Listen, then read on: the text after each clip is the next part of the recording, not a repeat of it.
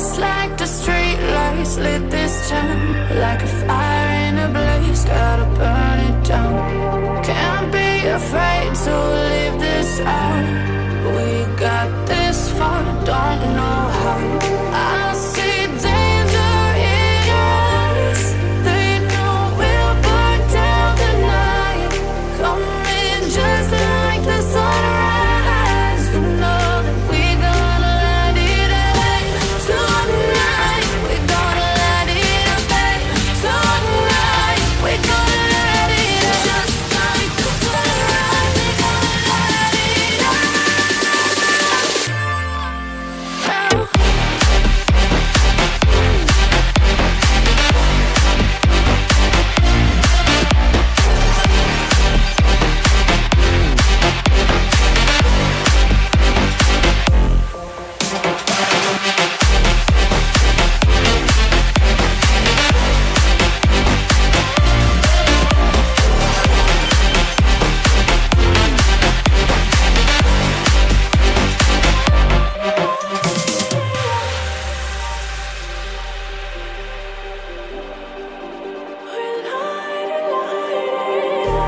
Just like a spark that's breaking out. Can't make a stop, can't turn back now. We know that there's no room for doubt. No, we can't turn back now. I see danger in your eyes. They know we'll burn down the night. Coming just like the sunrise. You know that we gonna let it rain. Tonight we gonna let it rain. Tonight we gonna let it rain. Just like the sunrise, we gonna let it rain.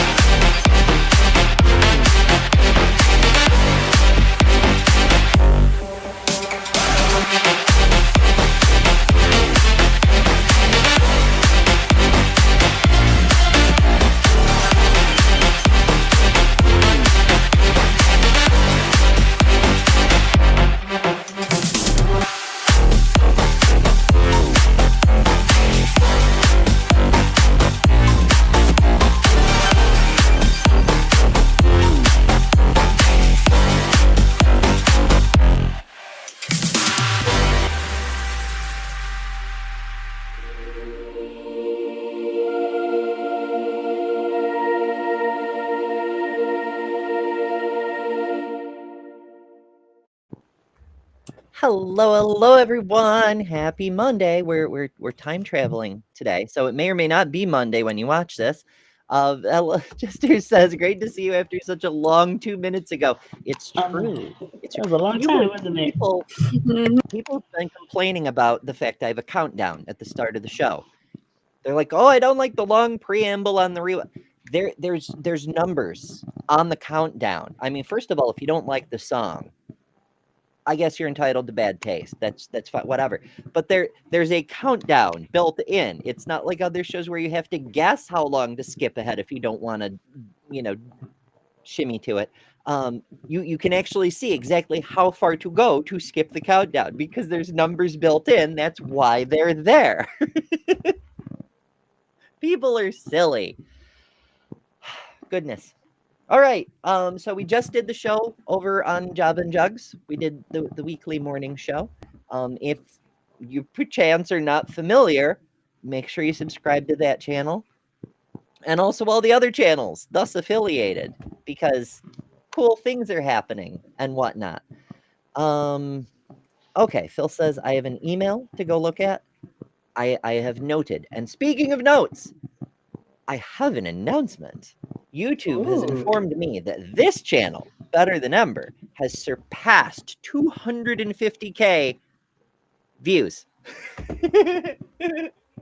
Which is like the least useful number. But it's a cool milestone. It only took us almost 3 years to get there. Goodness. But it is still pretty cool.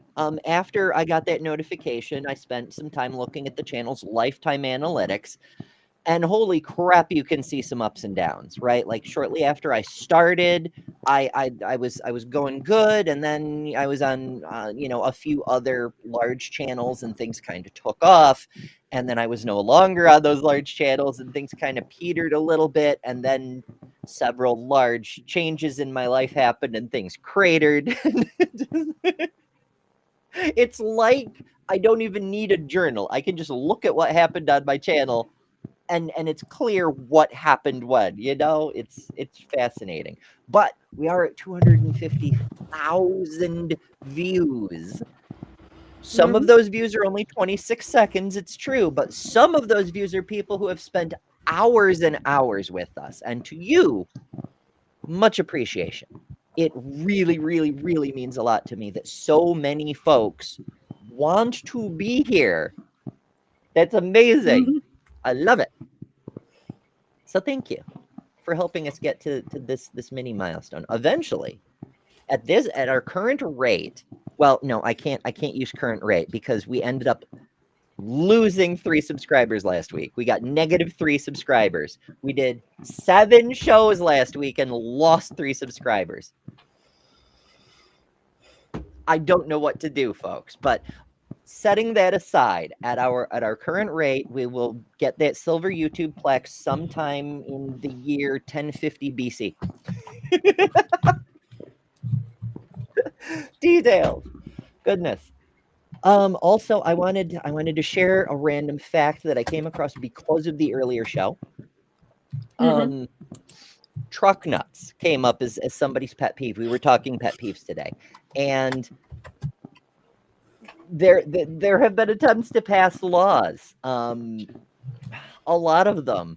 So in 2007 in Maryland, they proposed a prohibition for motorists displaying genitalia, hinting at truck nuts, but anything.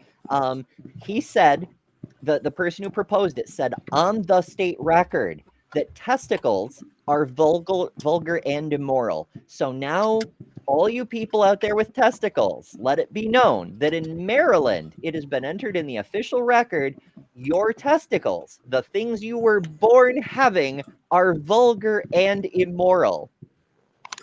I love the law. It's amazing. In Virginia in 2008, another person proposed a bill to prohibit truck owners from displaying or otherwise equipping their vehicles with devices resembling human genitalia. So at least there we got the resemblance thing. Florida voted for a $60 fine for just truck nuts, but it didn't pass the House. All these free speech people are so very fragile when it comes to speech. And that brings me to Idaho. In March 2025, Idaho passed House Bill 270 into law, the expanded indecent exposure law that makes it so that if you are using a public bathroom in public, you can be arrested for indecent exposure for using the public bathroom for what it is for. Amazing law. It also includes making it a misdemeanor to quote, display toys or products intended to resemble genitals, which includes truck nuts. But there's a caveat. It only is a misdemeanor when another person present is offended by it. In that case, by truck nuts all the time. I'm just like, these people who are so aggressively anti-woke, they're writing this shit into their laws. Yeah. They made a condition of whether a thing is a crime dependent on someone else being triggered. Amazing. This is why I don't write fiction anymore, folks. It doesn't come anywhere near as crazy as reality. I was about to say, you think that they would be smart enough not to do that, but then I realized I was probably giving them too much credit. So no, they're fundamentally incompetent. Every single fucking one of them. Yeah. They're bought and paid for, and the people who bought and paid for them just hand them bills and say, pass this, They don't even read the damn things. It's unreal. Oh, well. Say lovey. We're doing time travel today. Abrupt jump in topic. Hey, we actually started Kinda on like time time today. travel. For once, the preceding show ended at the time it was supposed to end. So yeah, we're I don't have to ramble for half an hour until it's time for the show to start. Time travel. We astute viewers may recall we've done this before. In fact, I thought about rescheduling this show again because it would be hilarious to me if the follow-up show for time travel was always in the future. But the reason there is a follow-up show is because the first version of this show, which does have a slightly different title if you check, we covered like the most convincing story of a time traveler. But the plot twist, there's 3 stories on that video, and we only covered 1. Mhm. So I'd like to get into some of the other super convincing time travelers, because just like all spiritual, mystical, magical claims, I want the most convincing evidence. I am a skeptic. Bring me your best arguments. So yeah, we're gonna get into that. It'll be neat. Probably. What could possibly go wrong? All right, before we begin, on the off chance, yes, Spooky, did I see this stream tomorrow? Almost certainly. Let us check the history books or something. For those who didn't join us for the previous show on the other channel, how are you two? How's y'all doing?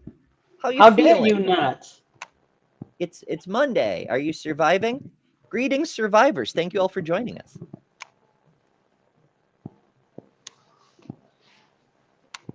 You're muted. I said barely. This morning was my very, very early wake up at 3 a.m. to work.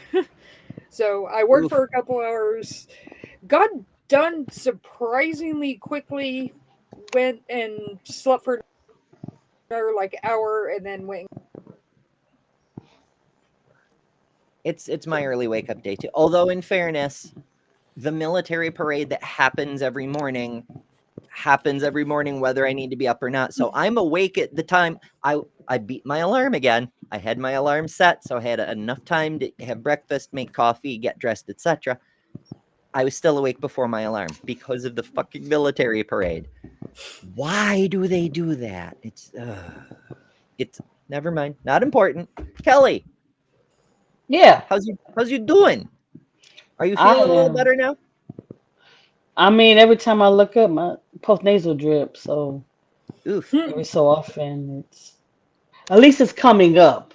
You know, That's true. that's a good It's better thing. to have a But drip than be stuffed and have the pressure and ugh. yeah, but no. Nobody needs that Hopefully, it's shit. in soon because I got plans. Mhm. Yeah. So that's Freaking why. biology. Isn't it wonderful? Couldn't we just, like, whether it's time travel or prophecy, I would like some future medical technology, like medical nanites that can just fucking disassemble viruses in your system but won't touch your own cells. That would be I so can't think nice. of what's that. Hold on. That show Jesse the Body Ventura was on. It was like a conspiracy show. I watched a few clips here and there. I never really was a big fan of the show, but it talked about this person that was a time traveler. That was one of the episodes. There was a time traveler, and they were talking about how things were supposed to be in the future. But yeah, that was funny. Yeah, we've heard a few stories over the years. We're actually somewhat close-ish to that pathogen destroyer thing, but it's not coming from tiny robots. It's coming from like gene-modded bacteria, which I guess is actually easier than tiny robots. Weirdly, bioengineering is easier than robots, but whatever works. Whatever works. We've been no shit. It was a virus. My uncle was on. So my uncle had like stage 4 pancreatic cancer. He Oh was like, my no. time is up. He got into a research thing. The researchers were like, you're not going to live based on our experimental treatment. Don't get your hopes up. But the data we collect from your treatment can potentially save people later. And he was like, sign me up. Let's do the thing. And what they did is they ran his genome, and then they basically took his genome and added a couple retroviral sequences and gave it a steroid cap, the general idea was that this retrovirus they had engineered using his own genome would go into every cell in his body, and if the genome didn't match, it would compare its genome reference with his genome, and if it didn't match, it would destroy the cell. The idea being it would blow up every cancer cell in his body. And it didn't work. My uncle passed away, but he got some interesting results. And so maybe we will have little viruses and shit that destroy everything that isn't us. We'll have to be a little careful though, because we don't need our gut bacteria wiped out by our augmented immune defenses. Like, we need to leave some stuff the hell alone. So distinguishing between what's good and what's bad, we still got to work that part out. But we're on the track in any way. So it's something. But yeah, let's hear more about the past versions of the future or something. It'll be fun. What could possibly go wrong? 1935, a British air marshal named Sir Robert Victor Goddard, and yes, that is a real photo of him this time, was out on a routine flying mission. But it would wind up being anything but routine. See, Goddard was traveling from Scotland back to his home base in Andover, England, and while soaring back home, he flew over a derelict airbase near Drem. This once bustling military station had long ago been converted into farmland and was now overgrown. 1935. This story's happening in 1935. How are you finding a long, overgrown airfield? Like, World War I was less than 20 years ago. How are you finding a long, overgrown airfield? What do you mean?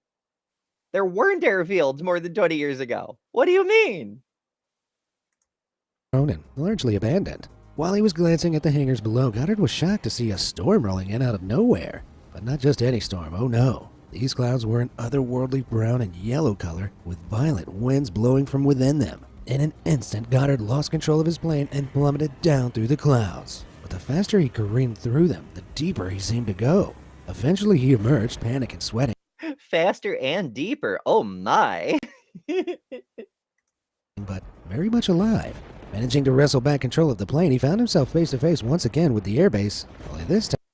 Okay, it's the animation for me, right? Like, we've got a mixture of AI and stock footage and drawings and all sorts of things. It's just everything.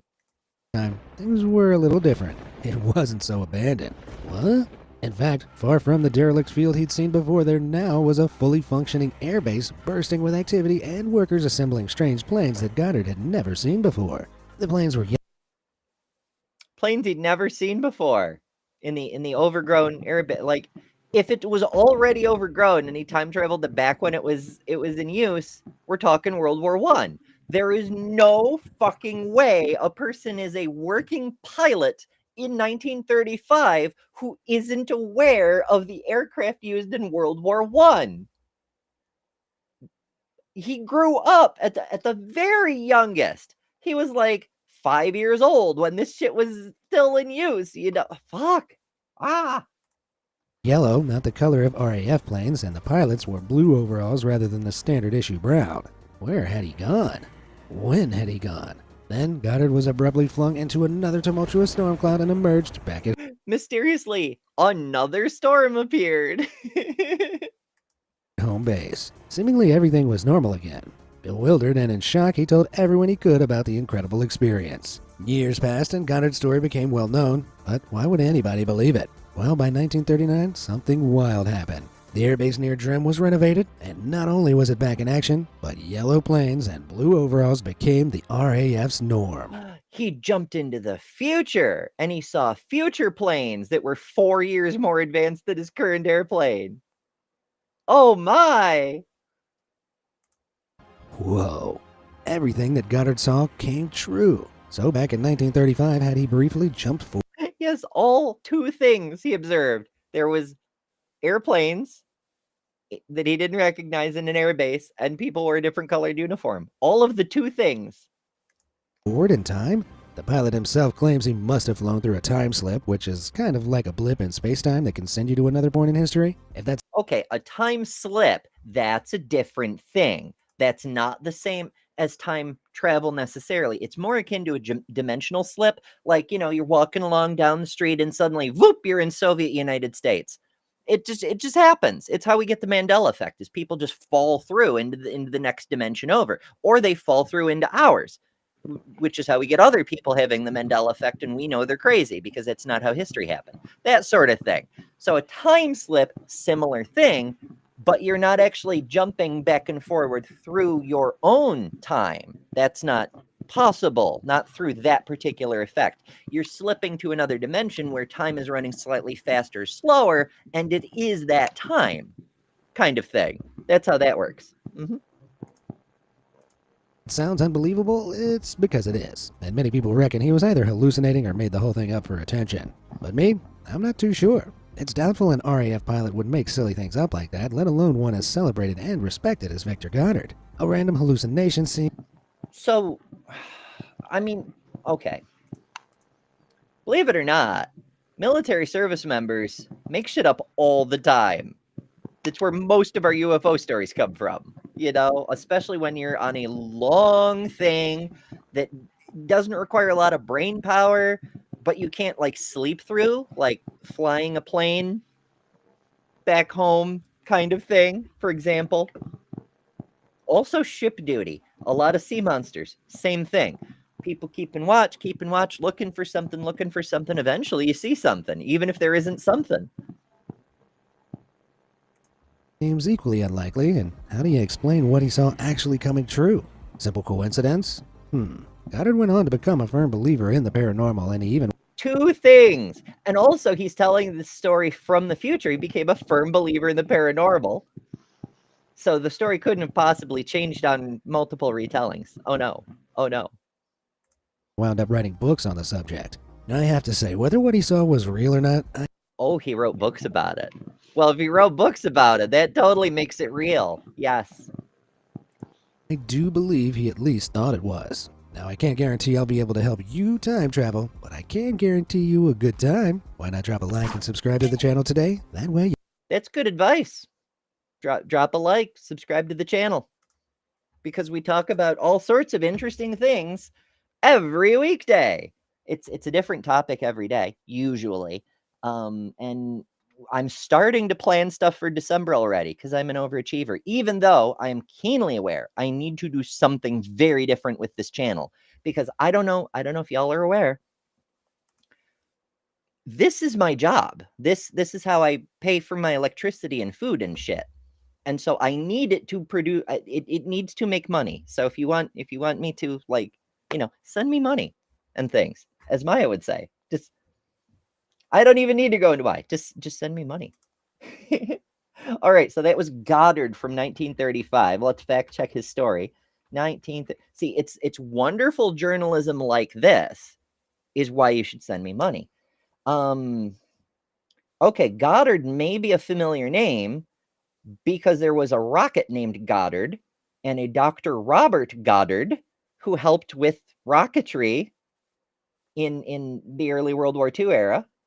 He was literally the original rocket scientist. So yeah, Goddard. You may also be familiar with there's an air base named after him for good reason, but this is not the same Goddard. Goddard 1935 time slip. Fuck it. Time travel, because I don't want to bias the results. Okay, this was Victor Goddard. Okay, we have a Wikipedia page. Let's look at the wiki. What's the wiki say? Air Marshal Sir Robert Victor Goddard, KCB-CBE-DL. A deputy lieutenant. Okay. Most excellent order of the British Empire. Why that's called CBE, I don't understand. And KCB is the most honorable order of the bath. He has taken the bath. Oh, English people. He lived until 1987. Interesting. And he made it all the way to Air Marshal. That's wild. That is wild that during World War II, the Germans were flinging rockets made by a guy named Goddard, and an air marshal named Goddard was trying to counter them. Amazing. All right, so he was selected to read engineering at Jesus College. Just Jesus College. Amazing. Imperial College in London before returning to Cambridge as an instructor to the university's air squadron. The university had an air squadron in 1925.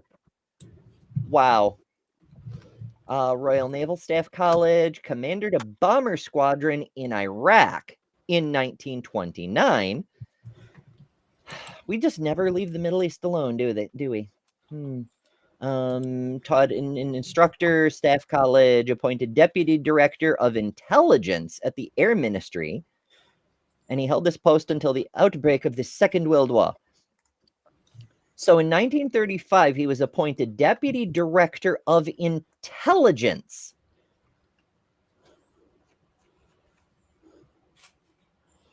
And he's seeing time travel UFOs. I mean, I'm not prepared to present evidence that he didn't see this thing, but I'd feel a little bit weird if my intelligence department was being run by a conspiracy theory guy. I don't know. The question is he talking about actual like alien UFOs or just unidentified flying objects? There is a difference. No UFOs. We're doing time travel today. Oh, yeah, but you said UFOs. They had seen UFOs. No, lots of pilots do see UFOs, Oh, okay. But the guy we're talking about today was the one from the story where he saw the future. Okay. So it says he later claimed to have had a clairvoyant episode in 1935. He didn't say it at the time. He later claimed that he had back then. Which is weird. And then he went to France in 1939.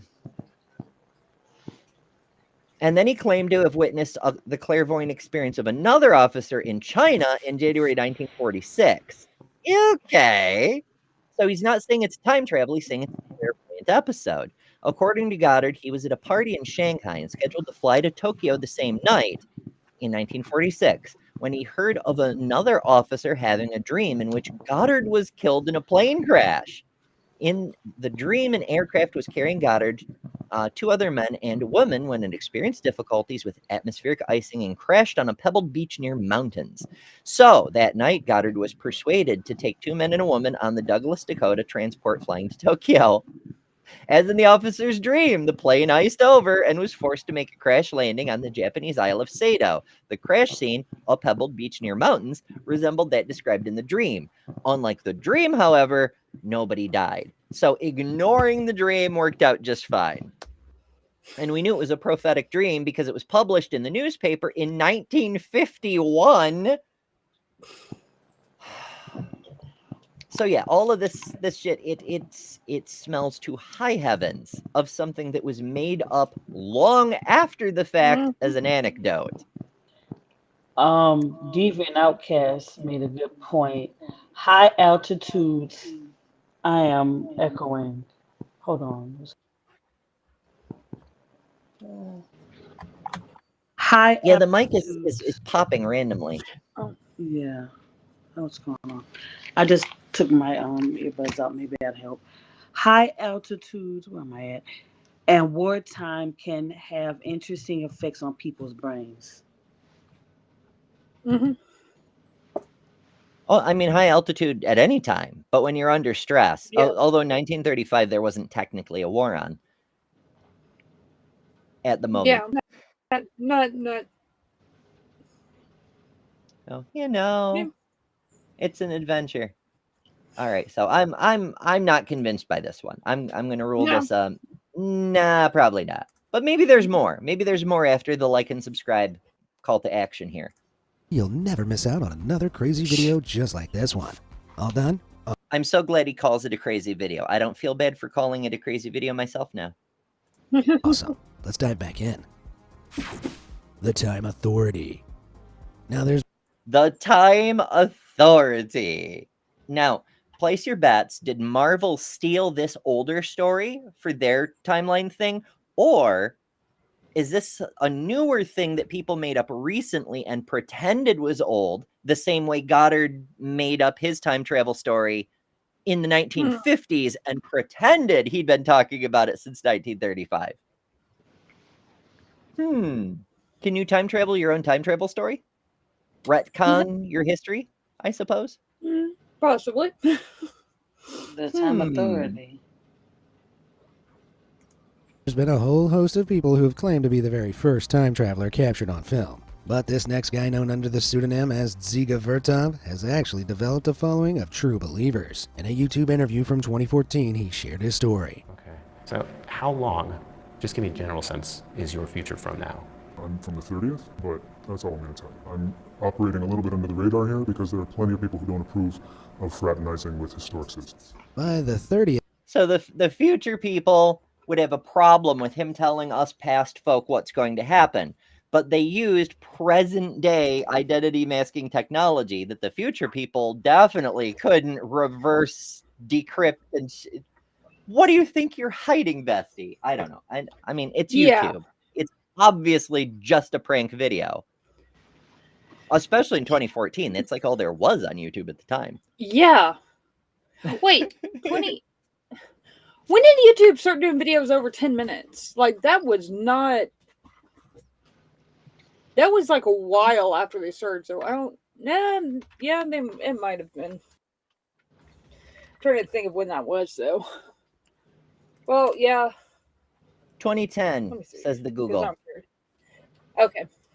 Although, all right, so I was kind of in the ballpark. Initially they extended it to a 15-minute maximum limit. Mm-hmm.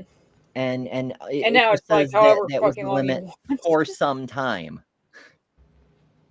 I mean, in fairness, they're still expanding the limit. Like a couple of years ago, I ended up doing a show that went over 12 hours by a little bit, and YouTube cut off everything after 12 hours.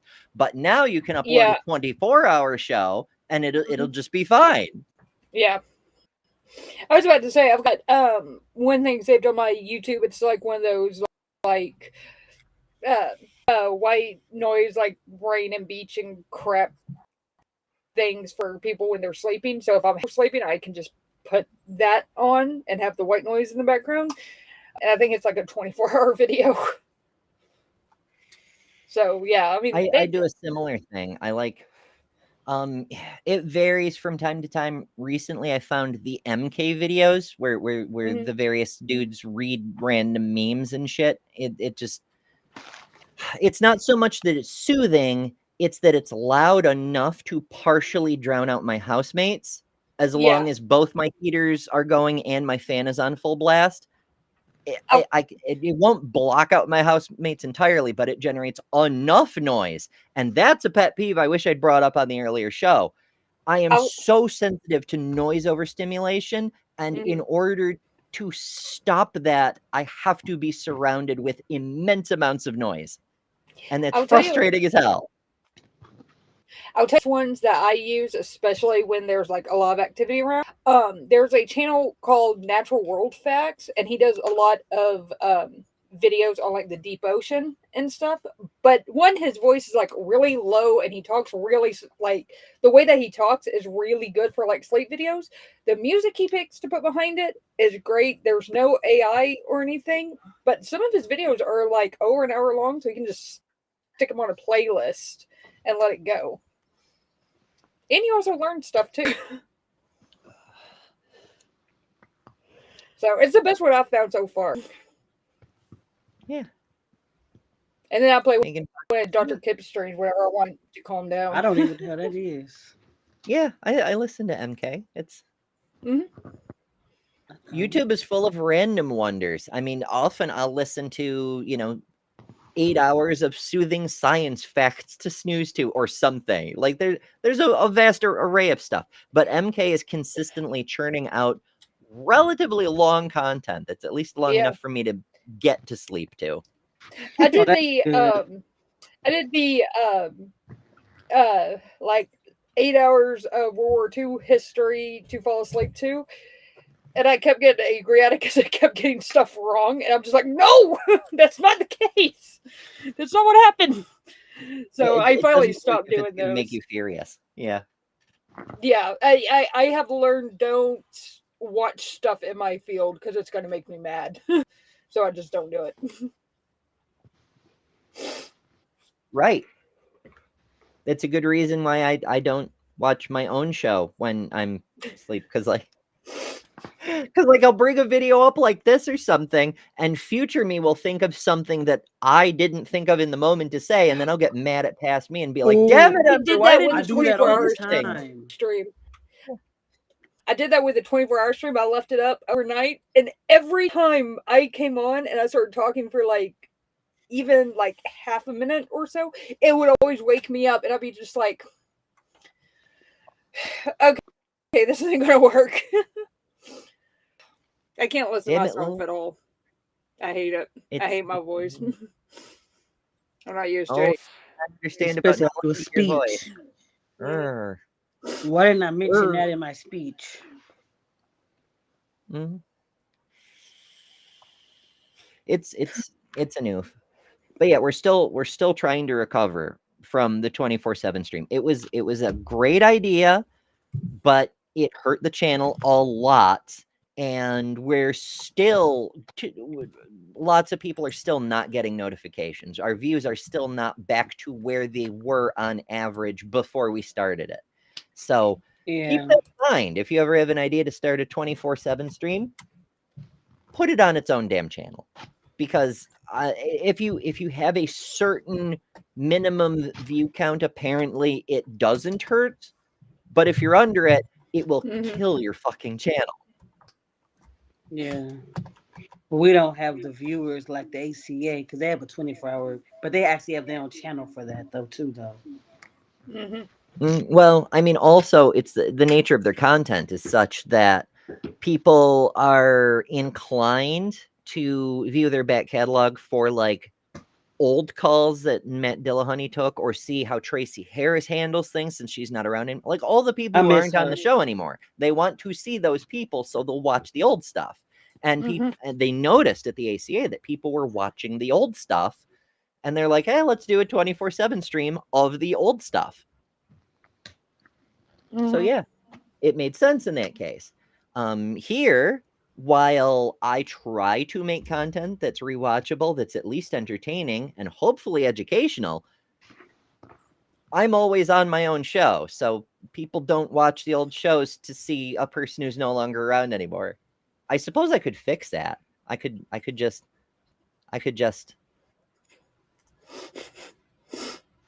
Hey, Kelly.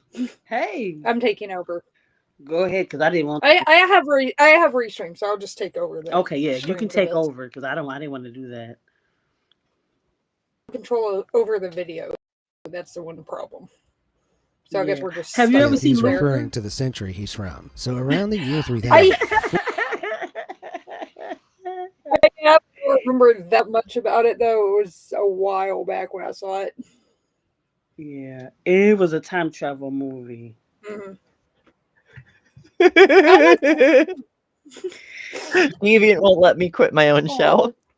Oh no, you don't. Well, I don't want you quitting your own show either. What am I gonna do if I ever go on a vacation? I'll have to run the show. Shit. I mean, I don't currently have a maybe working I would have phone. to take over and do something on our channel to make up. I'll take over. You know, just saying. And I'll just visit her instead of you for that week, for that over day you're gone. Oh goodness. I'm like, I could do theoretically I could do mobile shows from like a phone or something. Yeah. But I don't have a working phone. I have a pretend phone. It's phone shaped and it connects to Wi-Fi and such, but it doesn't have phone capability. So I'd have to like stop at a rest area and hope they have Wi-Fi and hope it's fast enough to do a show from. Yeah. Oh, that would that could be troublesome. I guess I just can't leave the house until I can afford a new phone. That's just where we're at. Yeah. What's up? It still hurts like hell to travel. I had to go to Syracuse this past weekend for a couple of different medical procedures, and it hurts so much to travel. And the doctors did not help with that. But it's not it's not important. Not relevant to our thing. The point is, as much as I love travel and I miss doing it, I'm not missing it right now, because even when I drive a relatively short distance, it hurts a lot. And I don't want to have things hurt a lot. It's not my kink. No. Okay, year 3000. Let's find out more. Fortunately, he doesn't confirm if they live underwater, but goes on to say he concealed his identity during the interview to keep off the radar of an organization called the Time Authority. Now stick with me here. According to Vertov, the Time Authority is incredibly powerful and works to ensure time travelers and ordinary people don't change the set path of history. To achieve this, they can wipe your memory or even trap you in a perpetual cell while a clone is sent out to replace you. Yeesh. So if he can be... They just make a clone. Why? Okay. What? I have so many questions. Okay, so they're from the future, so cloning is easy, whatever. But if it's a clone and it's going to replace you, it has to have your memories. But if it's replacing you because you're time traveling, then it needs to not have the same memories. How do they make a clone, transfer the memories, and reprogram it? It's a lot. It's a lot. But also, like, if the point is to prevent damage to the timeline for some reason, like, I get why conservative people might be against it, like legit conservatives, not these bullshit red hats we have today that are not conservative in any fucking way.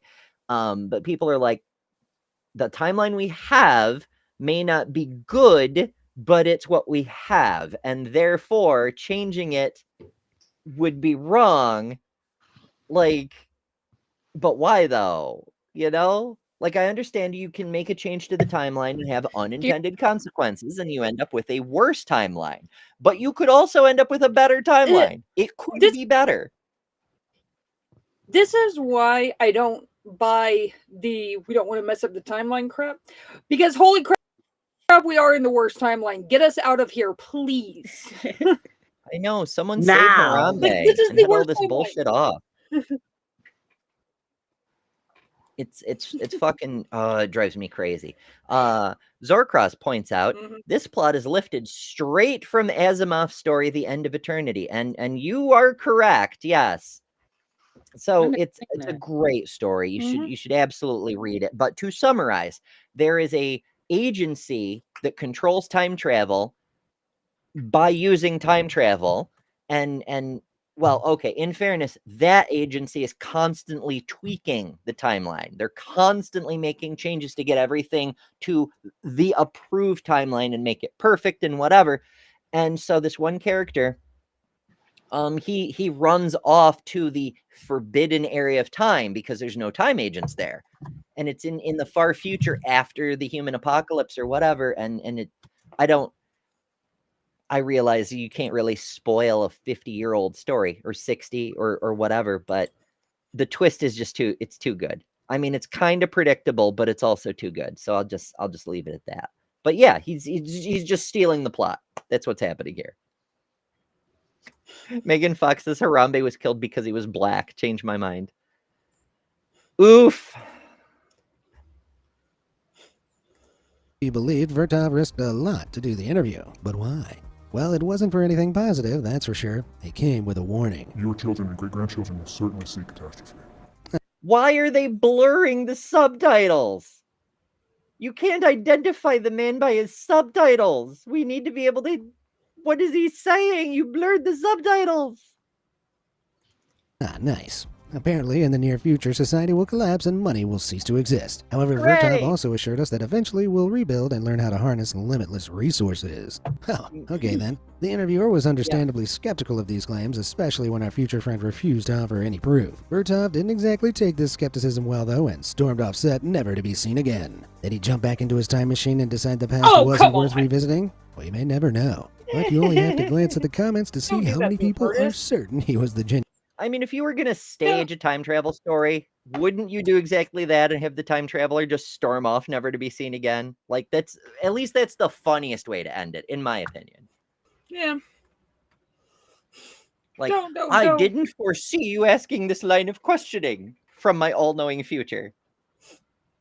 Oh, Left-Handed Jedi points out that in Roger Zelazny's Amber stories, Prince Benedict replays battles with minute changes. He doesn't actually time travel. He goes to the next universe over where time is running slightly slower so he can watch the same battle he just watched over again with a slightly different change in tactics. And he does it over and over and over and over to figure out which, not just strategy, but like how much difference the tiniest change in tactics could be.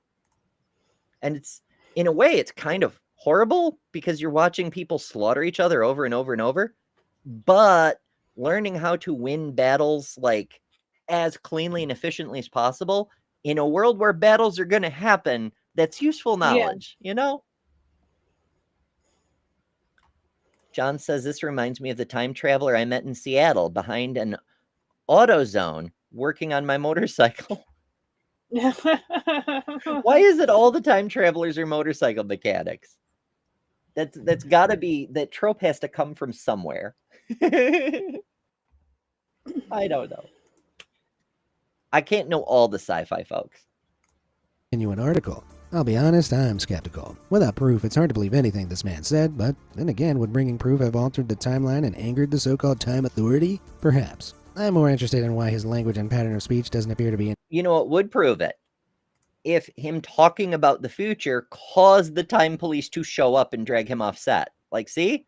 I'm talking about it, which changes the future, which summons the time police. Yeah. But the thing is you'd think that they would be smart enough to go when there weren't any cameras around. Well, you would think if they were smart, which authoritarians are not, the point of authoritarians is to show you the authority, to make you respect the boot on your throat.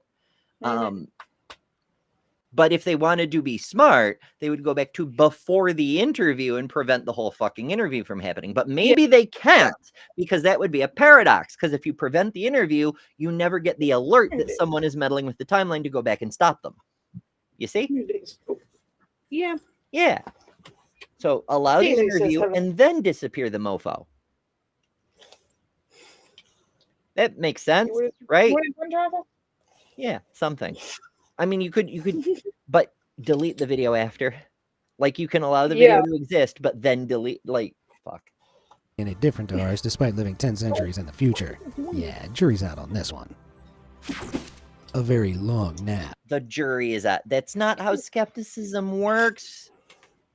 Okay, so, folks, if a person makes an extremely out there claim and brings absolutely no evidence, it is not correct to say the jury's still out. You have no reason to believe them. Until they give you a reason to believe them, don't believe them. Don't even give them, well, maybe. Like, no, you have to give me a reason to think this thing is even plausible before you get maybe. Reserve your maybes. Take care of your maybes. Treat them better than Catholics treat their own virginity. Holy shit.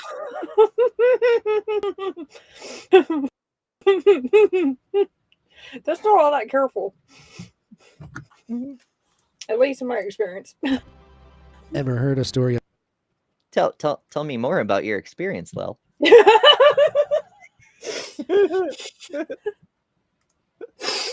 Maybe some other time. It's a different show.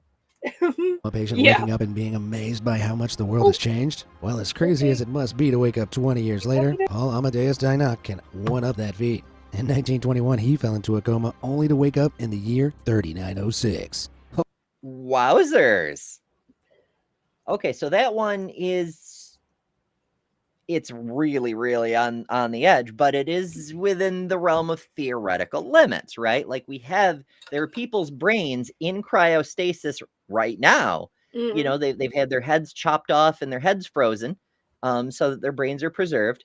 And there is it's extremely unlikely, but there is a non-zero chance that some future people, possibly in the year 39 something, will be able to scan their brain cells and like rebuild a body and defrost them and cure whatever killed them and all that shit. And then, they're in the 40th century. Maybe.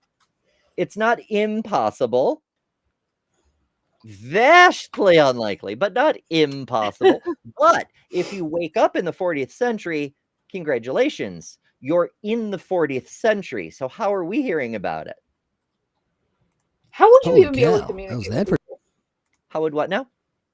Be able to communicate with people, because if you go 500-600 years back in English, you're going to have a really hard time understanding them unless you've studied it. I don't know. Elizabethan isn't that hard.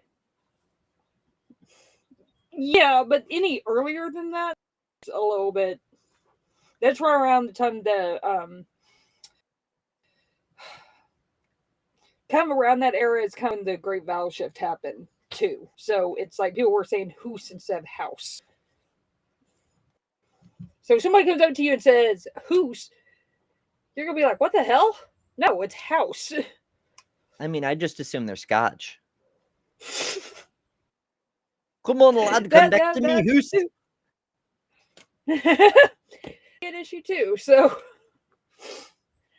but I mean, especially like you go back 2,000 years. Good luck finding anybody that you share a common language unless you happen to speak Latin or Greek or Aramaic or something like that.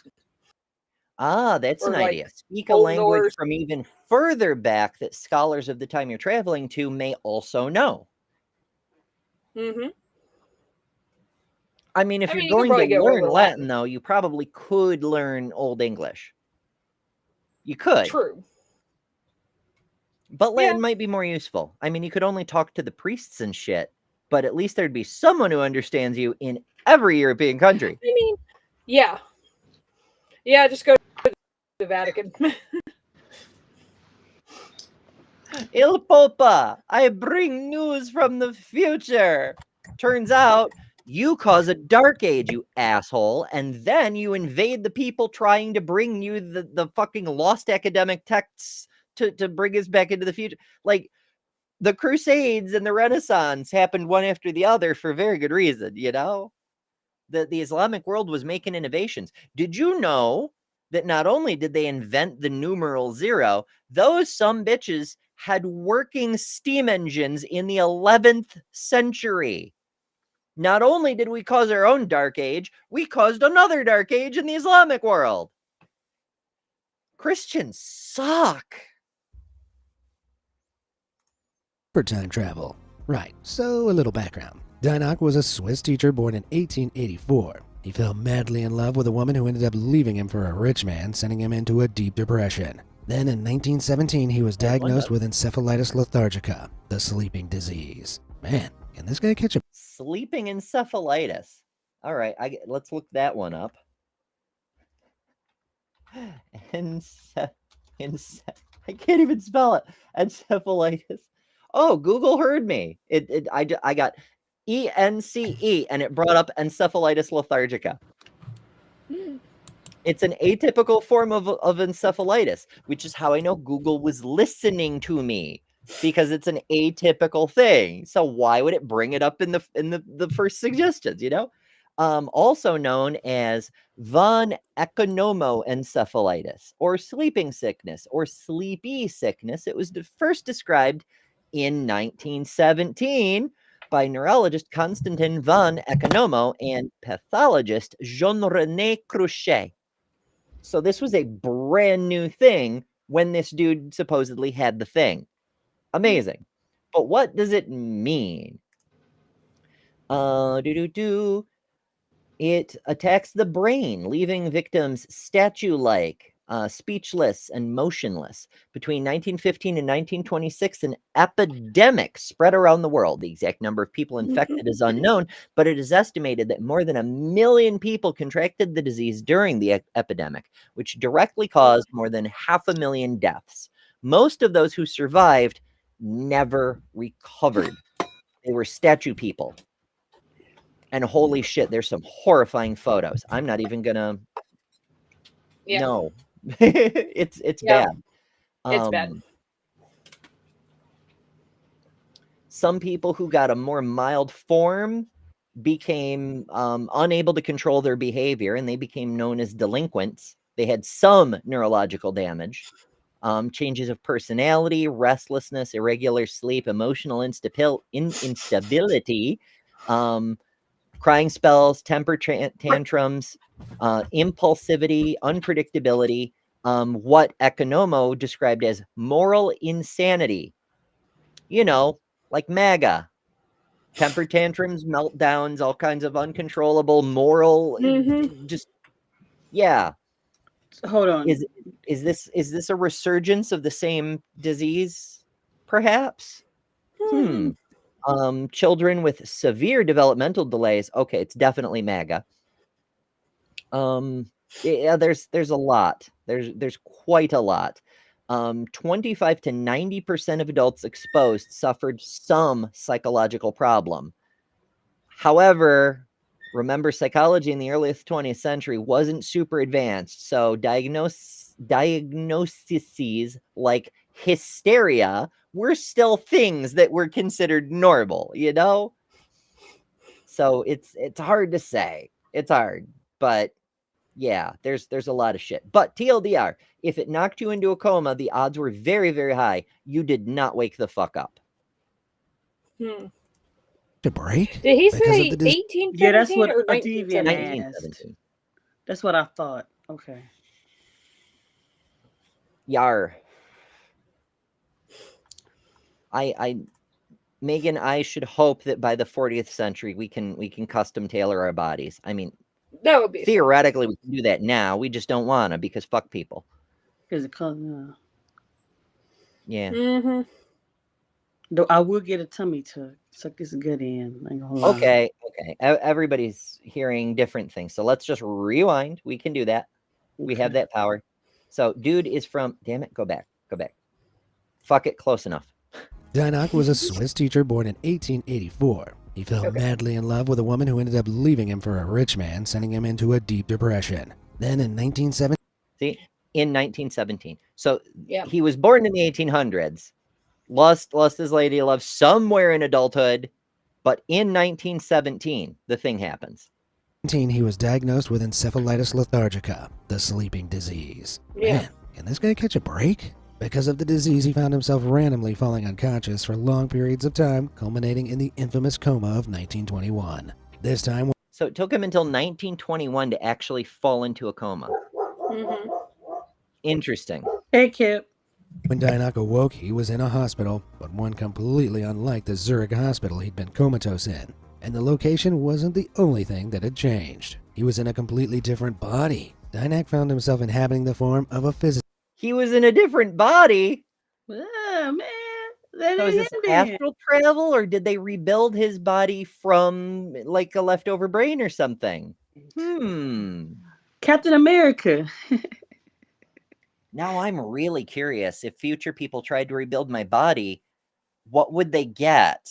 Because remember, I'm one of those weird people who is merged twins. I'm a reverse twin, or I'm two reverse twins, however you want to think of it. Depending on which part of my body they sample, they're going to get a different genetic code. Physicist named Andreas Northam, who was recovering from an accident. Dynock and Northam's body couldn't understand the language. Okay, so he was a person from the 40th century who was hallucinating being him from the 20th century. What the hell? That's fascinating. If a future person hallucinates being you, do you remember it during the period when they're hallucinating? That's a good question. I don't know.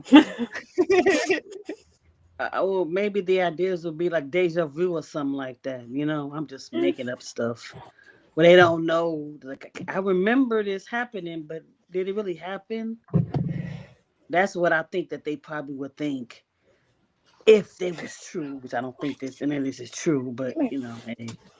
Come here. I suspect they're going for a spiritual angle, that the future person lost their soul, and our hero was just drifting in the astral void, and so found a vacant body and just dropped right in. Puppy time! Hey, This is cutie. Pix. Hi, sweetheart. This is my old girl. Hi, say hi. Hey, cutie. She's just like, I don't know why the hell you humans spend so much time in front of plastic and shit. Yeah, she has this. She cracks. She's the deviant one that will get Kip to like jump up on the counter and grab something off the counter and like snatch it from Kip and go eat it. But when you do anything like pet her or pick her up, she has this look on her face like, what the hell's going on? I don't know. Like, she plays stupid, but she's not stupid. She plays stupid. That is a smart dog.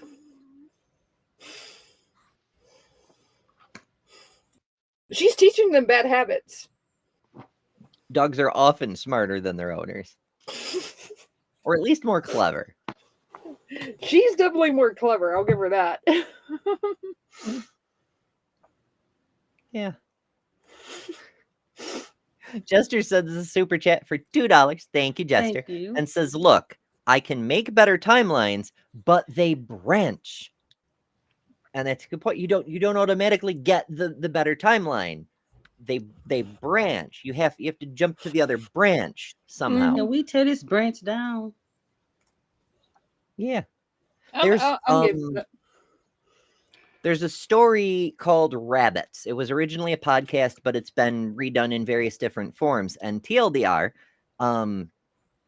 the general idea is that there are multiple universes running on parallel timeline tracks, but they decay. Like the entropy of the non-linear space-time surrounding the universe eats away at the edges of them. And so they have to be refreshed periodically by operators within them. And if that does not happen, then the timeline starts breaking down, and eventually it'll just collapse entirely into chaos.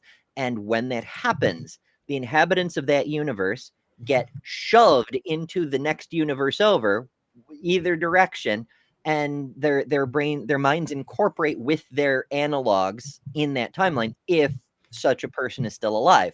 If the person isn't, then their whole body might get shoved over, which makes for some interesting things too. And this has happened more than once, which is how people in our timeline know how to do the ritual to refresh the timeline, but they fail at it more often than not. So our timeline's in pretty shaky shape, and that's what the story is about. It's an interesting idea, because it implies that it's a fictional story, obviously, but it implies that there's this other layer of reality that isn't just another dimension. It's a metastructure below reality that reality itself is built on, and there are other realities also built on it. And if you don't do what you're supposed to do, there are consequences, like you wouldn't imagine. And so I found it very compelling. I found it compelling because it's a very spooky story. There's like mysterious men in gray who will disappear you if you discover too much. And that sort of thing is right up my alley. It's pretty neat.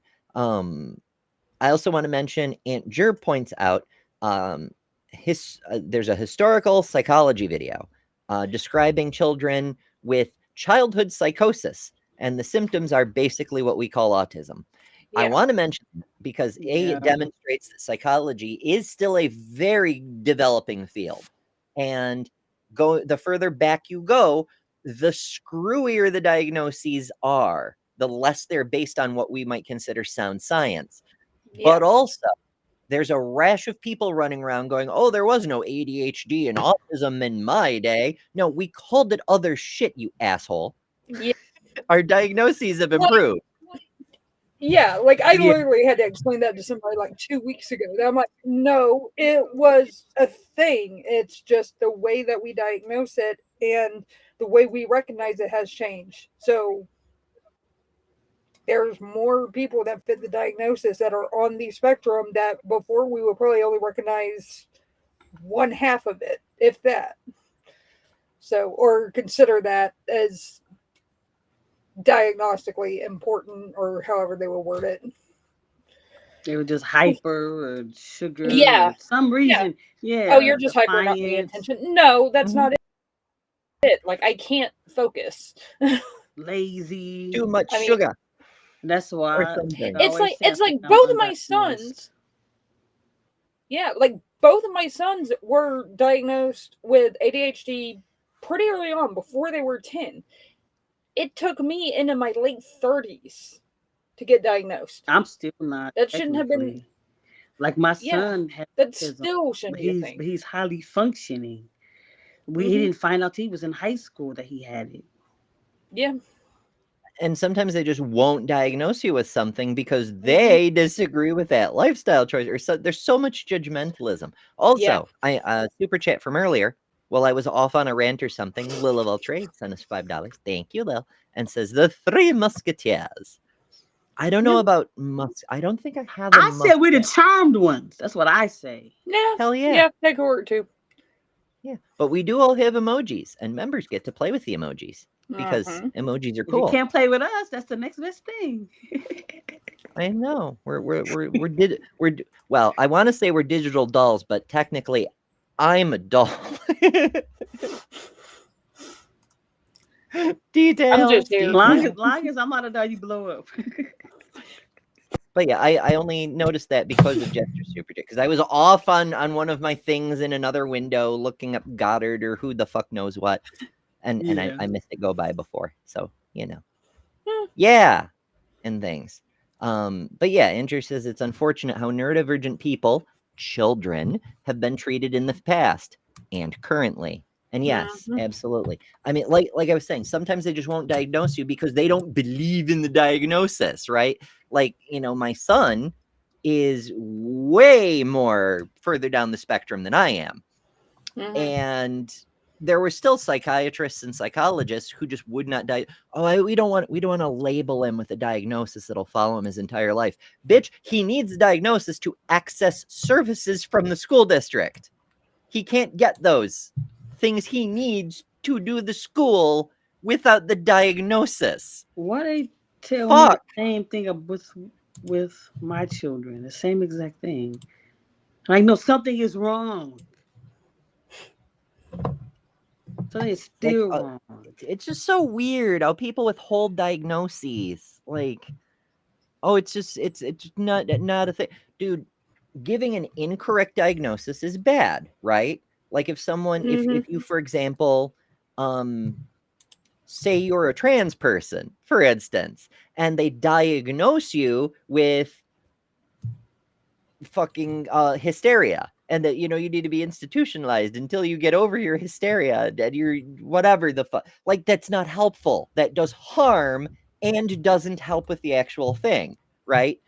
Not diagnosing someone is the same kind of misdiagnosis. You're giving the incorrect, harmful diagnosis of there being nothing wrong, Yeah. Fuck. And again, not to say that there's anything wrong about being autistic. I'm on the spectrum myself.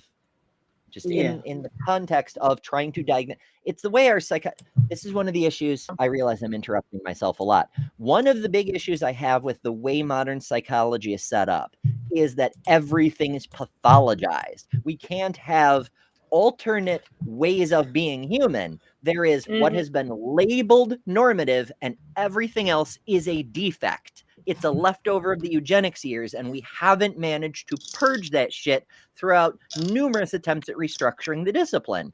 It's still founded in that eugenics principle of everything that isn't what we have arbitrarily labeled normal is a pathology. It is a disorder, and it must be eradicated to purge the pure bloodlines of the West or whatever. Drives me crazy. Yeah. But it's inescapable at the moment. Maybe it'll be better in the year 3000. We'll make it up to you in the year 3000. I don't plan to be here then. Language that the hospital. No? Oh God, dude. Yeah, I remember that song. Little random silver chair. Yeah, Silverchair, Anthem for the year 2000, I think. I had that album. Shut up. One of my best friends at high school was a gigantic Silverchair fan. So, like, she gave all her See, my friends, like, storage unit. Silverchair CDs. I mean, you know, assuming a raccoon hasn't burrowed in and eaten it in the decades it's been in there. But yeah. Once upon a time, music came on magical silver discs. Yeah. Those It was like big ass Tron. binders we would have with like all our CDs and shit in it. Oh, holy shit. And then Yeah. the magic of being able to burn your own CDs. Oh my god, that was like the biggest thing ever. I remember I thought I was nice when we had a double cassette player, so you could play at a cassette and then transfer it over. I play it on the radio and actually had not hear anybody's voices, because we actually had to put two radios together and have one recording and a radio and put it real close, so hopefully nobody would talk when you try to get your song. That's why I used to get my songs as a kid. That I hated when the DJ would start talking in the middle of the song. I know, don't talk over the song, asshole. Don't step on the track. I was right at the end of that, right before the ability to burn CDs became popular enough that I got a computer that had the capability to. And remember, like, it used to take forever to burn CDs. Like, it would take me like 2.5 hours to download like a 3-hour song or a 3-minute song, and now it's like what, 30 seconds? 10 seconds. You can go down like 2-hour movies in 10 seconds now. Yeah. That's a big part of the reason that we don't burn CDs and DVDs anymore, is because we can our internet is fast enough. But yeah, the laser speed was a thing too. The first lasers took fucking forever, but then they came out with ones that were like twice as fast, and ones that were 4 times as fast, and ones that were 16 times as fast, and so on and so forth. And then the internet eventually caught up. But one neat trick, I don't know if you all ever did this. You could put data on an audio CD, and as long as you had the autoplay config file set up, burned into the disc to read as a CD, as a music CD, it would autoplay when you put it in you know, a Sony Discman or your car stereo or whatever the fuck. It would just play like a normal CD. But if you put it in your computer, it would also try to autoplay as music. But if you opened it as if it were a disk drive, because it also is, you could get to the hidden files, and you could put photos, you could put text documents, you could put state secrets, and no one ever checked your music CDs for state secrets, no matter how many times you suspiciously crossed the border. So if you're ever time traveling, that's a way. Just throwing that out there. They never figured out that trick. And now it's obsolete, so. What are we talking about? I don't remember now. Time travel, right? If you ever time travel, there's a thing for you. Hospital staff spoke, but could see past events through Northam's memories. Because of this, he learned that he was in the year 3906, and that after our time, violence, poverty, and overpopulation had crippled humanity to the point a catastrophic nuclear war had broken out. But it got better in the end. Can poverty cause nuclear war, do you think? I don't think those things are connected. No, that sounds weird. No. Yeah. I mean, when you let one person take control. Amber, is there something? I don't know what you're talking about. What? Is there something you want to tell us? Nope. Yeah.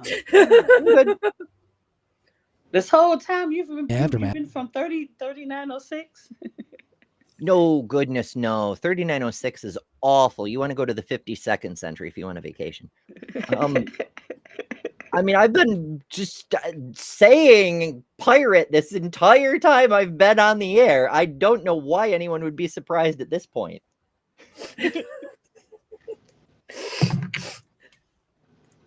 Our species rebuilt under a new world government, one with true equality and prosperity. Then it got really weird. Strange spiritual entities visited Earth and brought enlightenment to humanity. Humans even learned how to control the chemicals in our bodies. So, We learned how to mentally control the chemicals in our bodies because of Get away, of the Cancer. aliens.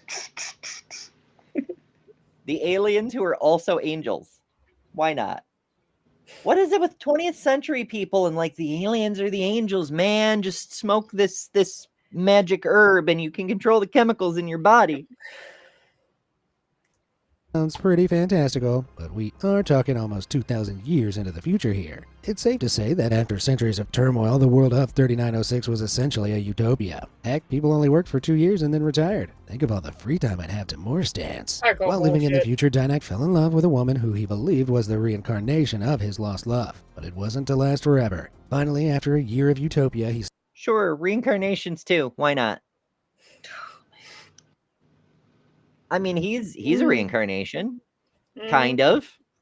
Oh, that's an interesting idea. What if reincarnation is real? And you know how sometimes when you have a brain trauma, sometimes you get amnesia. And when you have amnesia, but you need to be functional, your brain will construct a fugue identity. What if the fugue identity is a past life surfacing?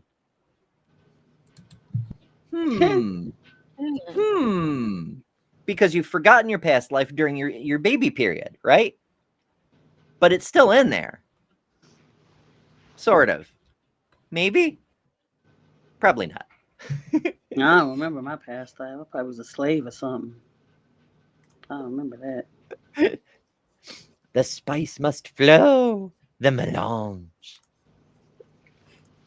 suddenly awoke back in the year 1922. That must have been a culture shock. Being an intellectual, Dynak didn't tell anybody about his experience for fear of being called crazy. So how did we ever find out? Well, after he awoke, he wrote all of his experiences down in a diary, then moved to Greece and started teaching there. While there, he passed on the diary to his favorite student, George Papahatsis, for him to read over. Despite being told never to share. So this is like a Socrates Plato thing. It's the guy himself didn't even actually do anything. It was his student who was like, yeah, so I heard from this guy who may or may not have existed. He gave me a magic book though, but you can't see it. You know, the fuck. People are so dishonest. Like if he did actually go to the pro tip, if any of y'all take a nap, wake up in the future, memorize as much future technology as you can. Find out about advanced antibiotics. Bring us some samples of fucking medical machinery. Whatever you can do to bring knowledge back, because that will not only prove you went to the future, you will make things better for people now. You know, food replicators. If we could just replicate food, world hunger, done, over. And most of farming, for that matter. Like, we could just make food, you know? Fuck. The work, however, Papahatsis ended up betraying his teacher and publishing it in 1972. Wow. Whether you agree with his decision or not, we'd never have heard about it otherwise, which is precisely the problem. Some claim that So how many time travelers haven't told anyone? They didn't tell their friends or whatever. Or we never found their journals. What if we do find a journal at some point in the future that someone in the past wrote about their time travel experiences? I'm thinking, like, what do they family think? Like they gone on a business trip or something? Like, I know I would say something if my kids time traveling, who would be in replace where they're gone? Doppelgangers, placeholders, something, dark side. Yeah.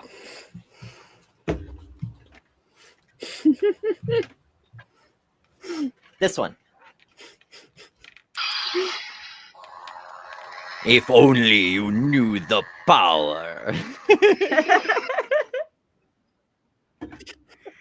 I have 3 of these next to my desk. Oh, we can have war then. That's awesome. I come over. Oh yeah. I actually, one of my earliest YouTube cover images was using these for custom lighting. I would turn off the studio lights, and these, yeah. It's fucking nifty. I remember my cousin. We were both, I was like older. It seemed like a big difference in age when we were growing up, but we used to get like sticks in the yard and do like swords because we didn't have anything real. But I was like much Mm-hmm. older, and he like every time he saw me, can we play swords again? Yeah, that's how I mean, in a lot of places, that's as close as you can get to training in how to sword fight because there's like no fencing clubs, and if there is, they're only for the rich people. I'll teach you how to So you sword get fight. your I taught my basics that son. way, I can teach you and how then to when you sword get a fight. little older, and then when you get a little older, you join your local LARP group, and they usually don't have a trained fencer either, but a person who's a little more experienced in other ways and techniques, and you just it's so fucked up that we have the knowledge of these skills right now, Mm-hmm. but because of classism and bullshit, people are having to like reverse engineer known skills people have right now from watching movies that are choreographed by actually trained blade fighters, you know? Yeah, that's one of the biggest perks I know of a historian is I know a bunch of historians in other areas. And one of those is a historian in the medieval era and knows how to sword fight and taught me how to sword fight. And so then I taught my son how to sword fight. So it's a lot of fun. But yeah, it's fun and it's a lot different than people think it is because I think the sword that I usually fight with is like 10 pounds, but it's still pretty light. So Oh yeah, the physics gets yeah. fascinating. I had to up my game when I wrote my first novel in the shortly after the turn of the century. It was a fantasy novel. I was Mhm. trying to prove that you could write a novel without it being primarily a romance, right? Like it was a fantasy story that was about the story, not the two people who eventually have a crush on each other with the story as a backdrop, but like the actual story. And some of the fight scenes, it actually mattered that the maneuvers were realistic and shit. So I had to like find weapons that were close analogs to what was happening in the fantasy world and then test how they could move realistically to make sure that the thing that was happening in the story could actually happen, even though it's a fantasy story. I I try way too hard, folks. I know. It's always been a problem. I'd read it. Hell. Me You too. may have already. Who's to say? Because I had a different name at the time. It's Papa the low Hudsey's had chihuahua. actually just written a work. What's that? It's the low chihuahua behind us. They let it out and the dogs are barking. I won't stop.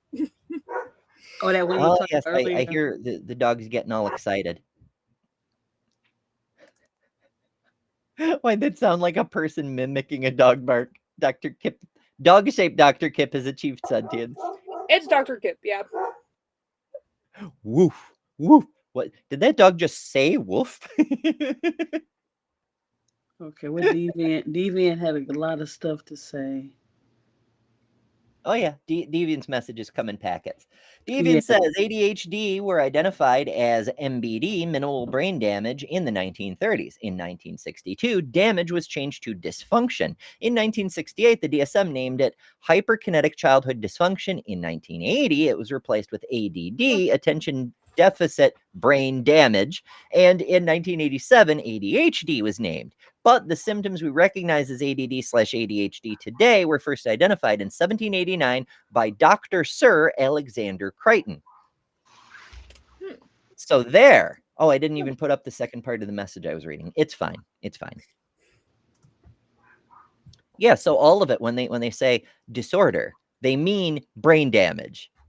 They just relabeled the shit. We're all brain damaged, folks. Growing up, Yeah, because some developing, ain't right with forming me. neuron connections, it's all damage. It's Some a ain't right with me. suboptimal condition. Oh my goodness. Alrighty, folks, we're near the end here. Just about time to I wrap do up for have to. today. What do we got? What's this I do now? have to show off my shirt, Cassiopeia shirt. which, if you notice, my necklace has got Ah, COPD. stellar. Your what Yeah, is? my best friend gave this to me. I think for either my birthday or Christmas, last year, and I was just like, "Oh, I need to wear this. I haven't worn this one yet." So I told her I will wear it today. You said your birthday's Christmas? She had for either Christmas or my birthday. My birthday's 3 days after Christmas, so they're right Okay. there. Okay. Okay. So Yeah, we have to do a live stream for your birthday too, or I'm something? already doing a live stream. I'm going to be on BSS for Bedside Sunday for my birthday. Okay. She didn't might Cool. even know it was my birthday when she suggested that. I was like, "Holy crap, that's my birthday!" She's like, "Oh, we can do it another night." I'm like, "No, no, no, I'm no." saying something for on your stream, maybe a day after. It might be on your birthday, but like Mhm. us is going hanging out. Like, Oh yeah. yeah. I'll be on Yeah, the mine's on a 7th. Sunday, so I'm not doing anything. I don't do anything. I haven't done anything for my birthday for like the last 5 years, Yeah. and I'm okay with that. Yeah. So I'm just like, sure, like I'm gonna be here. I'll probably ask my boss if I could have Monday off, though, That would be. just so I don't have to worry about going to bed and then having to wake up Yeah. and do thumbs. So I'll be on the 7th, and you'll be on a couple weeks after me then. Okay. Cool. Bum, bum, bum. Shoot, I don't know where the hell I put the Andrew mentioned corvids who can sound like humans. That's a thing worldwide. In fact, I have a video Yeah, I've clip heard of about that. one in England, and I'm trying to find it, but it's been a minute, and I'm not sure where I put it. So if I can find it, I will bring it up. But I don't. Don't. My computer is searching. I'm not I've even never sure heard if of that's the right search term. Ooh, what if I change it to bird? Let's try search. I'm sure to have fewer files named bird. Probably. I don't know. What are you doing, Kippers? Stop. Jester and Deviant are trying to steal our commune members, like pirates or something, to come dwell in Scandinavia instead of Canada. What the hell? We're gonna have to go to war over our participants and things. I don't know whose side I'd be on. Not yet. We'll I mean, see. inevitably, one of us is going to invade and conquer the other. It's just bound to happen. The question is, where do we put the commune? Svalbard. If we put it on Svalbard, we'll survive any apocalypse and have the world seed bank to, like, reseed the True. world with.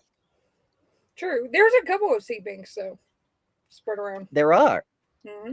But Svalbard is probably my favorite because, like, there's so much cool shit about Svalbard, right? Like, they get There really is. the northern lights half of the year. They're well above the Arctic Circle, so you get the midnight sun effect. So, like, yes, you can go look at the stars for half the year, but for half the year straight, you could go look at it's just so cool. Day and night are changed. They're both 6 months long. It's so different. But also, even though they're technically part of Norway, they have a very different visa policy. Like, nobody owns buildings there. You're like, you get residency rights, but you don't actually own the building. It's fascinating. There's a lot of neat shit going on up there. Yeah, from what I heard, it's pretty move up there if you want to, but it's just because of the location, how remote it is, and then all the other things. They actually don't get that many people when you go up there, but it's pretty easy to immigrate up there if you wanted to.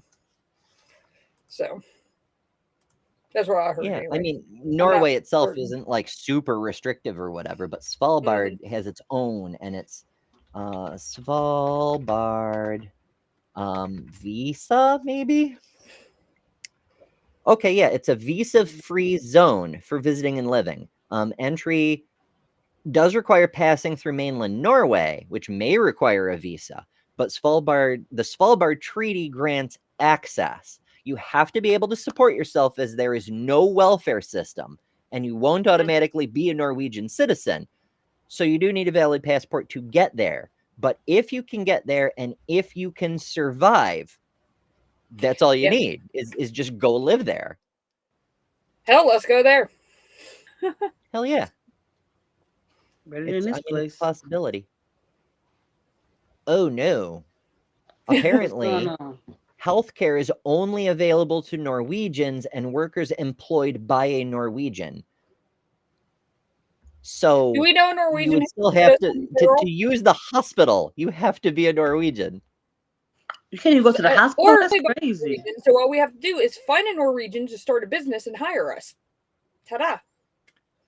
I don't like that. I didn't know it was like that because I know people that are. Yeah, I don't like that at all.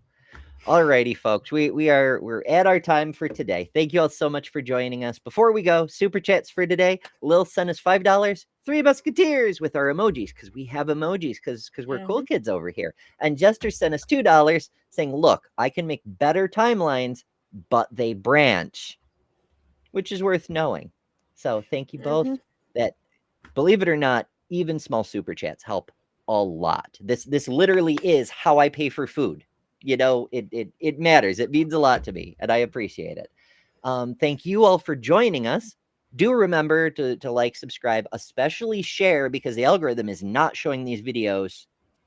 It's just not. The share button is the most important button on YouTube, and I appreciate that very much. Do join us tomorrow. We're doing another thing. Hold please. I will just look it up. Right, tomorrow we're beating porn. We're gonna beat the porn. It'll be great. Wednesday, should we be Christian now? I know a lot of people have been saying, Ember, you're not doing enough fundy content. You're not picking on the Christians enough. All this girls talk and shit. No, beat up the Christians. That's what we signed up for. So here for that. Should we be Christian now on Wednesday? Also Wednesday night, bonus show. I'm interviewing Mama Mephistopheles, whom you may have seen recently on the line. That should be fucking nifty. Thursday is our girls chat. Because Thanksgiving is on Thanksgiving, American Thanksgiving, we're doing our Thanksgiving talk on the Thursday prior. It'll be fine. And that's also Trans Day of Remembrance, so there's a bonus show for that. And then Feminist Friday, held hostage by faith, about Christian women. So yeah, we have there. This whole thing is an intersection of feminism and humanism, and the horrible purity culture, misogynistic bullshit Christianity applies to women is. I don't get why people are like, "Oh, you only talk about girl stuff." It's the same thing. Yeah. It's fighting the patriarchy in Christianity, even if we don't explicitly mention the religion every single sentence. It drives me nuts. But we're doing our best here. Anyway, lots of cool stuff coming up. Make sure you're subscribed. Join us tomorrow, 11 a.m. Eastern. Probably lots of bonus shows, at least on Wednesday and Thursday, but probably more. And yeah, we will see you soon. TM, TLDR, etc. Bye. I'm finding all my buttons. Later, folks. Toodles. Bye. Thanks to all our patrons and top-level members for October. Miranda, Karen Butcher, Jessica the Transmetal Alchemist, Robin Webster, Maya Adkisson, Jimmy Tux, Ian Chen, Kalasia, Lilith, The Barely Bearable Atheist, Eric Wander, Jason Jacoby, Godless Engineer, Jester, Lil of All Trades, Deviant Outcast, and Kelly King, the Detroit Atheist Queen. And you can add your name here next month by signing up at patreon.com/betterthanember, or by joining Emberships here on YouTube at the Cinder level, which includes all the custom emojis, tons of member-exclusive content, member-only live streams, and a bunch of other stuff. I deeply appreciate all the supporters who keep this channel going. Thank you all so much. Because of you, we're building a wonderful community that I'm very proud of.